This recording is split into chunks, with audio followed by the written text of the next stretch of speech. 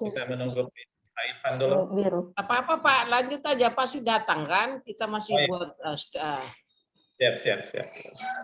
Silakan Ibu Dery, dilanjutkan. Ya, yang pertama saya terima kasih atas kesempatannya. Saya mengejar waktu Pak karena saya tak. Ya, yang saya hormati Pak Hayun Dakila, ya Kepala Puskesmas ini ya. Sebagai mentor dari Saudara Hendrawati Malendra. Sudut sini yang DP. Ya.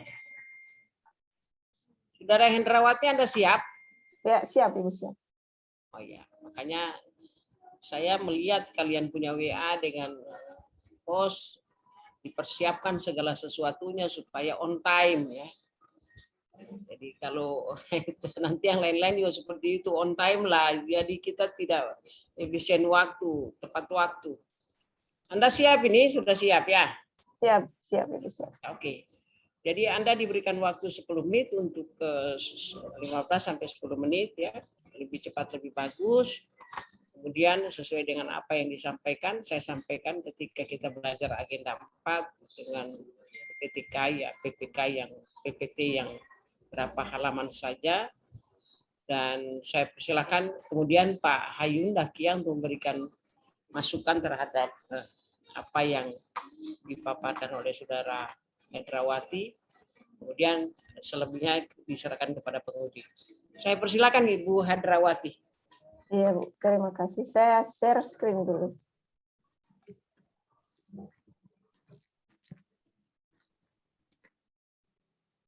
Sudah terlihat? Ya. Saya mulai. Assalamualaikum warahmatullahi wabarakatuh. Terima kasih atas kesempatan yang diberikan kepada saya. Yang terhormat Pak Irfan Sadat Palinga Esko MSI selaku penguji, yang terhormat Ibu Dery yang oleh MSI selaku coach, dan Pak Mentor Pak Hayun Dakila yang sempat hadir, kemudian Pak Ahmad selaku host. Terima kasih atas kesempatannya. Saya langsung saja mempresentasikan rancangan aktualisasi saya, di mana judul dari aktualisasi saya itu optimalisasi penerapan keselamatan pasien risiko jatuh pada unit pelayanan di UPT Dinas Kesehatan Puskesmas Mansamat. Di sini perkenalkan biodata saya Tuhan Rawati Malandra Escape Nurse. Saya bekerja di UPT Dinas Kesehatan Puskesmas Mansamat sebagai perawat ahli pertama. Kemudian saya langsung saja ke analisis isu. Analisis isunya dari hasil analisis identifikasi isu. Dari hasil identifikasi isu ada 4 isu yang saya temukan di puskesmas, yaitu belum optimalnya penerapan keselamatan pasien risiko jatuh pada unit pelayanan. Yang kedua, belum optimalnya pengedukasian pada pasien dan keluarga pasien tentang alur pelayanan pasien rawat inap dan rawat jalan. Kemudian yang ketiga, sampah medis dan non medis yang tidak dipisahkan. Yang keempat, dokumentasi keperawatan yang belum berjalan dengan baik.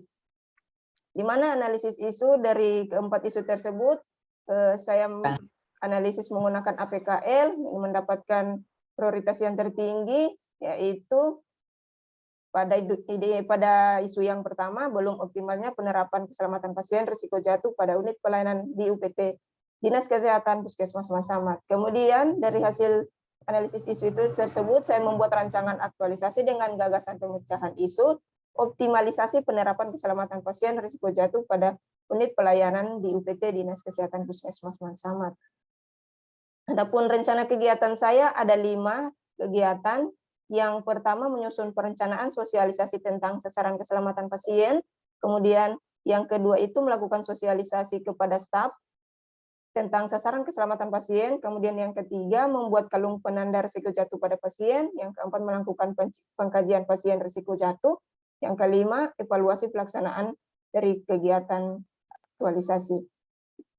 Di mana tahapan dari kegiatan yang pertama yaitu keterkaitan dengan agenda 3, manajemen ASN dan WOG. Menyusun rencana sosialisasi tentang sasaran keselamatan pasien. Tahapan yang pertama, konsultasi dengan Kepala Puskesmas selaku mentor. Output terlaksananya konsultasi dengan kepala puskesmas atau mentor, nilai-nilai PNS, akuntabilitas, nasionalisme, etika publik, komitmen mutu. Yang kedua, melakukan koordinasi dengan staf puskesmas, outputnya persetujuan dari staf puskesmas. Nilai-nilainya akuntabilitas, nasionalisme, etika publik, komitmen mutu. Kemudian yang ketiga, konsultasi tentang jadwal kegiatan, outputnya mendapat arahan dan masukan dari kepala puskesmas tentang jadwal pelaksanaan. Nilai-nilainya akuntabilitas, nasionalisme, etika publik, dan komitmen mutu. 4, menyusun materi sosialisasi, outputnya tersusunnya materi sosialisasi, nilai-nilainya akuntabilitas, komitmen mutu, dan anti korupsi. Kemudian kegiatan yang kedua, keterkaitan dengan agenda 3 itu manajemen ASN dan WOG, Wall of Government, di mana tahapan yang pertama melakukan persiapan kegiatan sosialisasi, yaitu berupa undangan dan daftar hadir, output tercetaknya undangan dan daftar hadir peserta. Nilai-nilai dari mata pelatihan agenda 2 itu akuntabilitas, etika publik, dan komitmen mutu. Yang kedua, melakukan sosialisasi kepada staf puskesmas, outputnya meningkatnya pengetahuan tentang sasaran keselamatan pasien. Nilai-nilainya akuntabilitas, nasionalisme, etika publik, komitmen mutu, dan anti korupsi. Kemudian, tahapan yang ketiga, melakukan diskusi dan tanya jawab. Outputnya peserta aktif dalam kegiatan. Nilai-nilainya akuntabilitas, etika publik, dan komitmen mutu. Lanjut ke kegiatan yang ketiga, yaitu membuat kalung penanda risiko jatuh pasien. Keterkaitan dengan agenda 3 yaitu manajemen ASN dan pelayanan publik. Tahapan yang pertama, konsultasi dengan mentor tentang kalung penanda, outputnya terlaksana konsultasi dengan kepala puskesmas. Yang kedua, merancang desain kalung penanda risiko jatuh, outputnya terancang desain kalung penanda risiko jatuh. Yang ketiga, pembuatan kalung penanda risiko jatuh, outputnya tersedianya kalung penanda risiko jatuh, nilai-nilainya akuntabilitas, komitmen mutu, dan anti korupsi. Kemudian kegiatan yang keempat, keterkaitan dengan agenda 3 itu manajemen ASN dan pelayanan publik, itu melakukan pengkajian risiko jatuh sesuai dengan standar operasional prosedur. Yang tahapan pertama, menyiapkan asesmen dulu, kemudian outputnya tersedianya format asesmen, pengkajian risiko jatuh, nilai-nilainya akuntabilitas, nasionalisme, komitmen mutu. Yang kedua, melakukan screening atau pengkajian risiko jatuh dengan menggunakan asesmen pengkajian.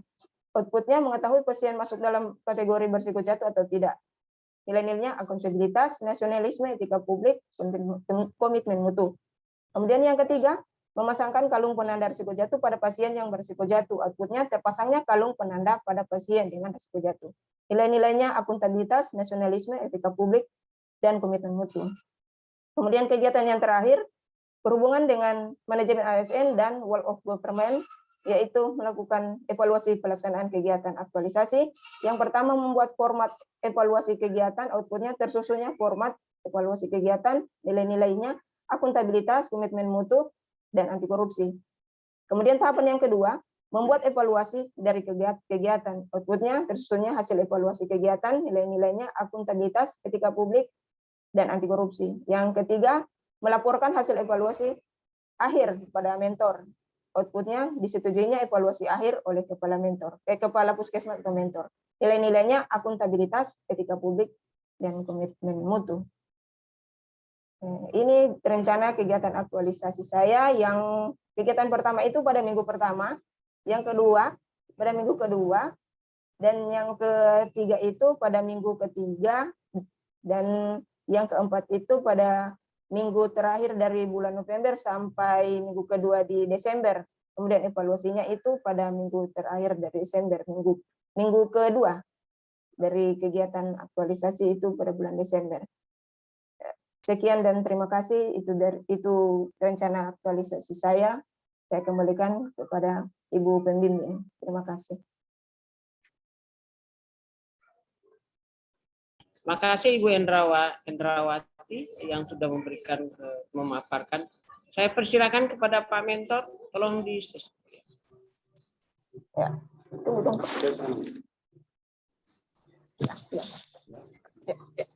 Assalamualaikum warahmatullahi wabarakatuh. Waalaikumsalam. Waalaikumsalam warahmatullahi wabarakatuh. Yang saya hormati Bapak Penguji, Bapak Irfan Sadat, yang saya hormati Ibu Coach, Ibu Randa DP dan Bapak Isi, yang saya hormati Ibu Hadrawati selaku peserta dalam kegiatan ini, yang saya hormati Bapak Ahli selaku host dalam seminar ini, Bapak Ibu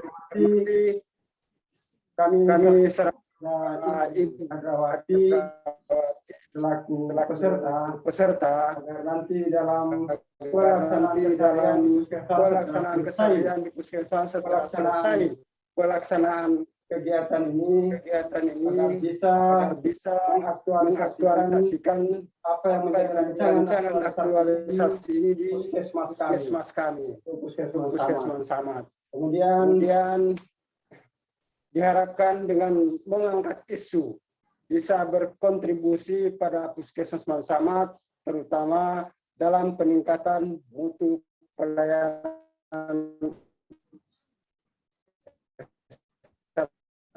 masyarakat.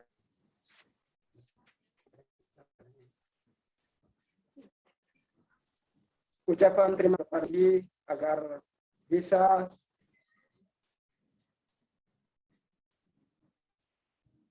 memaksimalkan kegiatan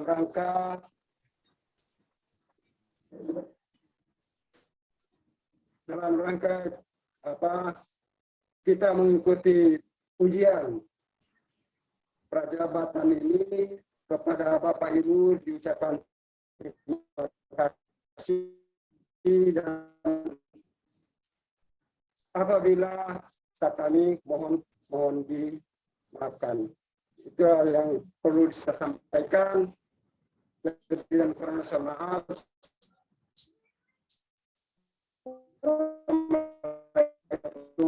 Warahmatullahi wabarakatuh. Waalaikumsalam warahmatullahi wabarakatuh.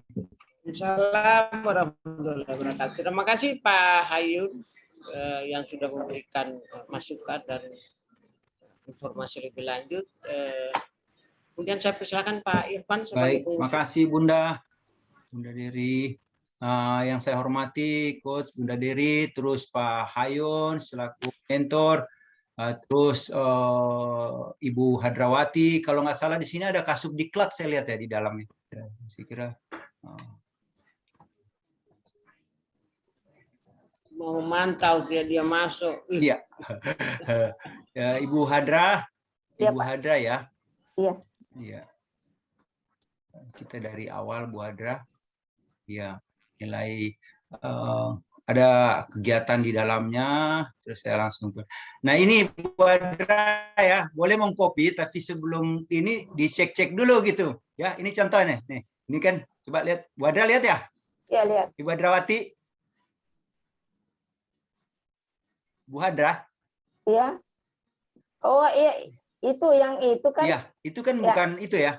Ya, Bisa pertama, copy dari mana-mana, tapi periksa dulu gitu. itu ya, bukan di copy Pak. Di ini ya. Itu pertamanya. Itu masih saya punya teman gitu ya, Pak Adi Itu Bakti pertamanya, sebagai iya, memang. pengujinya.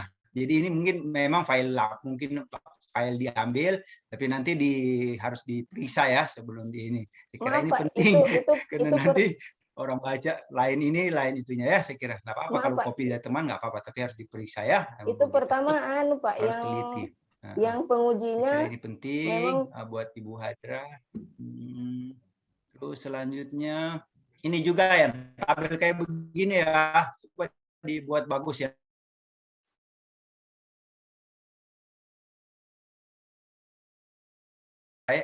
Siapa tadi Bu? Lupa sih. Nah, nanti itu dilihat ada nilai di Undang-Undang ASN pasal 4 ada kurang itu ya. Oh iya. Gitu. Terus pemanfaatan kolom itu disesuaikan nih, lihat lebih bagus. Terus saya langsung ke ini. Karena ini bahasa, saya kira di tahapan kegiatannya sudah bagus ini. Ini mau tanya Kepala Puskesmas dengan Selanjutnya di tahapan ini ada meminta saran dan persetujuan. Di sini sudah melakukan terus meminta saran persetujuan, saya kira iya. Nanti bahasa outputnya itu kalau sudah konsultasi ya terlaksananya konsultasi, melakukan koordinasi teman sejawat, terus meminta saran, ya, tersedianya saran dan masukan, ya, termasuk rekomendasi kan. Nah ini menyusun materi bukan di tahapan di sini ya. Ini masih di tahapan pertama ya, persiapan. Ini nanti penyusunan materi ini saran saya melakukan sosialisasi ya, mempersiapkan materi ya. Iya, Bu Hadra. Iya Pak, nanti saya kasih gabung Bu Hadra. Iya. Iya Pak. Iya, di sini kan masih tahapan langkah awal gitu. Sampai di sini saja iya. ada rekomendasi. Nanti mempersiapkan materi itu melakukan materi melakukan sosialisasi ini gitu ya. Iya. Nah itu apa semua masih mempersiapkan bahan materi, melakukan bahan paparan sosialisasi. Mungkin di dalamnya bisa ditambah menyiapkan banner, ada leaflet atau spanduk kan begitu biasanya sosialisasi yang disediakan kayak begitu ya. Ditambah juga bisa kan. Terus baru melakukan sosialisasi. Jadi siapkan semua alatnya baru melakukan sosialisasi kan. Jadi sebenarnya sudah ini tahapan kegiatan melakukan sosialisasi kepada Puskesmas ini sudah double narasi gitu. Apa sih yang mau dilakukan sosialisasi itu, apa yang mau disiapkan, ya kan? Iya Pak. Nanti saya gabungkan. Apa yang mau dilakukan sosialisasi itu mempersiapkan bahan, termasuk mempersiapkan banner, leaflet, spanduk, ya. Ya Pak. Nanti kalau sudah melakukan sosialisasi, tersedianya banner, tersedianya leaflet, ya kan? Nah, ini lagi melakukan diskusi sosialisasi tanya jawab. Narasi barangkali kalau sudah sosialisasi nanti ada ruang sendiri gitu kan. Atau boleh juga melakukan tanya jawab di akhir kan. Iya. Nah, ini lagi ada konsultasi lagi dengan mentor lagi gitu kan. Jangan setiap tahapan di awal saja konsultasi. Iya. Terus saya cuman mungkin saya bukan orang kesehatan gitu kan, cuman kita butuh penjelasan barangkali karena saya juga agak bingung gitu. Judulnya itu optimalisasi penerapan keselamatan pasien jatuh pada unit pelayanan. Apakah jatuh di jalan atau saat di unit itu jatuh gitu. Jadi saya kan bukan orang kesehatan, cuman bisa dijelaskan Bu. Iya. Gimana itu? Itu risiko jatuh, maksudnya risiko jatuh pada pasien pada saat dia mau memeriksakan kesehatan di Puskesmas. Jadi pada saat dia masuk, kita sudah mulai menerapkan pencegahan risiko jatuh tersebut. Jadi kita mulai dari pengkajian. Pas dia sampai di Puskesmas, kita memberikan pengkajian. Misalnya ada kriteria, ada lembar asesmennya itu untuk diisi apakah dia masuk ke risiko rendah, sedang atau tinggi itu. Kemudian kita berikan tanda supaya misalnya yang memberikan pelayanan itu dia tahu bahwa ini pasien ini termasuk dia kategori pasien yang berisiko atau yang tidak berisiko. Maksudnya yang risiko jatuh itu. Kemudian misalnya kalau pasien yang berisiko tinggi, kita membantunya dengan memberikan kursi roda untuk menuju ke misalnya diperiksa oleh dokter, kita akan mengantar ke dokternya pakai kursi roda karena dia risiko tinggi. Kalau misalnya dia risiko sedang, kita meminta kepada keluarga untuk menemani, maksudnya jangan jalan sendiri ke dokternya, begitu, itu maksudnya. Ya, oke, itu sudah terjelaskan ya Bu ya.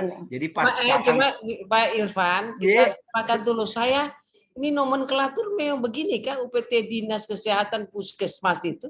Itu biasanya begini unit pelayanan, Pak jatuh pada unit pelayanan Puskesmas Mansamat. Memang begini Kak, nomenklatur yang ada di Banggai Kepulauan? UPT Dinas Kesehatan. Puskesmas itu disebut UPT Kesehatan? Iya, UPT Dinas Kesehatan. UPTD Kesehatan Puskesmas. Oh gitu. UPT Dinas Kesehatan. Baru ya nomenklaturnya. Unit pelayanan terpadu Dinas Kesehatan. Ya. Maksudnya saya ini istilah unit pelayanan di UPT Dinas Kesehatan Puskesmas itu kayak double Bunda ya, ada Dinas Kesehatan Puskesmas lagi gitu kan. Kalau kita kan UPT Puskesmas langsung pelayanan di Puskesmas itu. Atau langsung kalau Puskesmas Mansamat juga bisa, tapi kebanyakan yang tertulisnya UPTD dinas atau UPTD kesehatan puskesmas Bu Mansamat. Hadrawati sebagai Ya. seperti tadi penjelasan dari Ibu, masukan dari Ibu Coach harus berdasarkan pedoman, nggak bisa membuat sendiri-sendiri menarasikan karena ini harus ada pedomannya biasanya dalam bentuk Makanya saya tanya Pak Irfan di Iya. dalam Perda tentang Perda Dinas Kesehatan Kabupaten Bangka Laut ada penyebutan ini ya, PT Dinas Kesehatan Puskesmas sama. dan sama. Ibu atau Pak Mentor, kita klarifikasi dulu deh. Saya agak bingung ini. Makanya memang begitu nomenklaturnya kan, nomenklatur yang saya punya maksud. Halo. Halo Pak. Memang kita Mana Pak sekalian anu tadi Ibu? ada Hendrawati. UPT Dinas Kesehatan, ada Mansamat. UPT Dinas Kesehatan sama. Oh begitu di nomenklaturnya Pak. Iya. Halo. Ibu Hendrawati bisa dengar bicara saya? Iya, bisa. Memang kalau kita di sini di Bangkai Kepulauan, Iya. UPTD Dinas Kesehatan Puskesmas Mansamat. Oh ya, kalau sudah begitu nomenklaturnya, enggak apa. Makanya saya tanya tadi, penyebutan itu apa nomenklaturnya seperti itu berdasarkan Perbuk Bupati Bangkai Laut gitu loh. Kalau memang begitu enggak apa-apa, sudah stop. Silakan dilanjut Pak Irfan. Ya Bunda, jadi begitu ya Bu Anu. Iya, Pak, Jadi ya. memang Iya, Pak, pemahaman saya jadi begitu. Jadi pas masuk pasien datang langsung dilihat ini apa perlu pakai kursi roda atau perlu hanya dipegang atau itu klasifikasinya begitu ya. Iya. Jadi nanti akan pas turun dikasih gelang ya. Ini yang perlu kursi roda, ini yang tidak ya. Iya, kalung. Iya, kalung. Kalung nanti kalung berarti nanti outputnya ada 2 ya kan? Yang saya mau dilihat nanti kan. Di sosialisasinya dengan ada bahannya itu kalung dalam bentuk kalung. Itu outputnya yang intinya nanti, ya. Iya, Nah, Pak. jadi kayak kalau sosialisasi saya kira harus lebih kaya gitu kan. Ada leaflet apa supaya masyarakat tahu gitu kan. Tiap datang dia bisa lihat apa ya. Yang Nah, itu. sasaran saya Terus yang melakukan sosialisasi, sosialisasi, Pak. melakukan persiapan. Yang sasaran saya yang sosialisasi staf puskesmas. Cuma di staf puskesmas gitu. Ya, staf puskesmas karena yang melakukan pelayanan itu nanti staf puskesmas. Kalau pasien datang, mereka yang layani. Ya, jadi puskesmas stafnya yang saya berikan sosialisasi tentang sasaran keselamatan pasien. Ya enggak apa-apa kalau memang hanya fokus ke sebenarnya kalau di saat itu ada pasien juga kan kenapa tidak dilibatkan? Ya kan supaya pasien ada keluarganya nanti bisa tahu saat ini begini kalian akan begini kan. Pas ada pasien kan bisa sosialisasikan sama-sama dengan staf. Di samping pelayanan bagus, yang orang yang dilayani juga bagus. Iya. Karena saya trauma betul kalau pelayanan maksudnya di rumah sakit di bagian UGD. Kita mau melahirkan istri cuma dimarah, dibilang kenapa juga hamil. Nah, itu yang saya bilang pelayanan kayak begitu nih jangan sampai gitu. Ya kan ada nih sudah setengah mati mau melahirkan dimarah-marah. Itu kan. Jadi itu ya. Ini satu kegiatan ini sudah sama nanti walaupun di ruang situ nanti disiapkan banner apa supaya teman-teman dan pasien itu paham ya. Nah, ini ada konsultasi dengan mentor, saya kira jangan berulang-ulang kan. Merancang desain kalung ya boleh. Dan ini kalau sudah membuat kalung, jangan lagi konsultasi menyiapkan bahan atau referensi pembuatan kalung saja ya. Mencari itu membuat kalung, saya kira sudah cukup. Terus menyiapkan asesmen risiko bencana, udah ada asesmen, ada screening, terus memasang kalung penanda. Terus evaluasi, membuat format evaluasi, membuat format evaluasi, membuat evaluasi dan kegiatan. Nah, nanti disesuaikan ya. Nah, ini lagi melaporkan, sudah melaporkan lagi evaluasi kan. Nanti saya kira sudah ini tinggal sedikit aja nanti diperbaiki, bahasa outputnya nanti diperbaiki. Terus tahapan kegiatan itu intinya padat jelas gitu ya, supaya nanti lampiran-lampiran di bab 3-nya itu jelas, tidak ini ya, tidak terlalu susah. Saya kira itu. Yang kedua, nilai-nilai ada di situ, akuntabilitas, transparansi, dan kejelasan. Saya ingin tahu juga Ibu Herawati, apa itu maksudnya dari nilai keterkaitan nilai transparansi dan kejelasan dari tahapan kegiatan konsultasi. Apa maksudnya transparansi dan kejelasan target? Di sini pada nilai akuntabilitas itu ada transparansi dan kejelasan. Di sini saya harus berkonsultasi kepada mentor bahwa kegiatan saya maksudnya itu begini dan tujuannya saya begini dan memberikan gambaran yang akan saya lakukan itu 1 bulan ke depan supaya mentor bisa mengerti apa yang akan saya lakukan. Kemudian nasionalisme di sini persatuan dan kerakyatan. Kita menyatukan pendapat antara mentor dengan saya. Kemudian kerakyatan itu di sini masalah kita bermusyawarah bagaimana kita menghasilkan satu mufakat bagaimana kapan akan saya laksanakan dan bagaimana prosedurnya yang akan saya laksanakan nanti. Kemudian etika publik di sini menghargai komunikasi, konsultasi dan kerjasama. Saya akan menghargai komunikasi dari mentor, bagaimana saran yang diberikan, kemudian kita akan bekerja sama nantinya. Dan komitmen mutu efektif dan efisien, saya akan memberikan penjelasan yang secara singkat dan efisien, tepat waktu. Oke, Bu Herawati. Ya, terima kasih. Tidak jelas. Putus-putus dia. Iya, oke, Bu Herawati, saya kira saya sudah bisa menangkap bahwa Ibu Herawati bisa menginternalisasikan nilai-nilai itu. Nanti selanjutnya itu mengaktualisasikan dan habituasikan saya kira. Ya, saya kira cukup bagus. Tinggal nanti diperbaiki beberapa tahapan itu. Kita dapat penyegaran lagi pemahaman bagaimana itu pasien jatuh. Saya dapat ilmu lagi ya. Saya kira makasih, sukses Bu Herawati. Pak Mentor, makasih. Bunda. Bu Coach yang saya hormati, Bunda Dery, makasih. Assalamualaikum warahmatullahi wabarakatuh. Waalaikumsalam Pak Irwan, terima kasih atas saran dan tata cara batu gitu.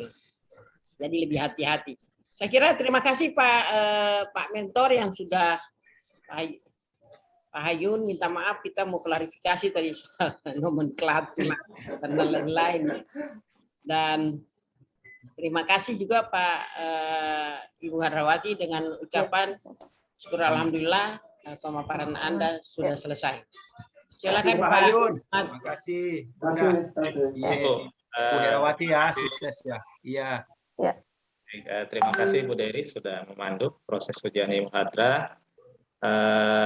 Terima kasih banyak Pak Hayun Dakila selaku mentor sudah berkenan hadir bersama peserta, dan selamat ya Bu Hadra, silakan melakukan koreksi dan atas saran masukan dari Pak penguji tadi. Silakan untuk live room karena kita akan masuk pada peserta berikutnya. Iya.